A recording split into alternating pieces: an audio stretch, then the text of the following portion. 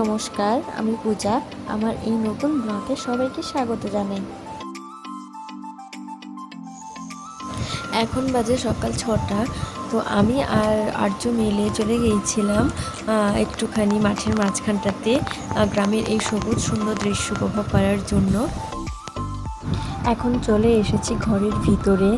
তো আজকে সানডে, আজকে আমাদের বাড়িতে স্পেশাল মেনু হচ্ছে, তো সেটাই কাকিমা ওখানে রান্না করছে। যেহেতু অনেক লোক আজকে খাওয়া দাওয়া হবে, তাই এই হল রুমে রান্না করা হচ্ছে। এটা ঠিক হল রুম না, অ্যাকচুয়ালি এটা এখানে কাজুর কাজ করা হয়, তো সেখানেই রান্না করা হচ্ছে। একদম আমাদের বাড়ির সামনে জয়েন্ট, এটা হল রুম হিসাবেই বলা চলে।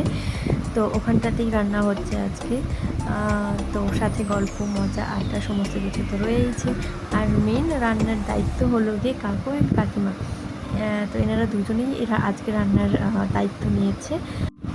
তো আজকে আমাদের বাড়িতে একটি স্পেশাল মেনু হচ্ছে। তো তোমরা এগুলো দেখে গেস করে কমেন্ট করে জানাবে যে আমাদের বাড়িতে আজকে কী রান্না হচ্ছে। আর এই কাজুটা আনা হয়েছে আর্যর বাবার কারখানা থেকে। এখন কড়াইতে দিল ক্যাপসিকাম, পেঁয়াজ, টমেটো, আদা রসুনের পেস্ট সমস্ত একসাথে দিয়ে দিল।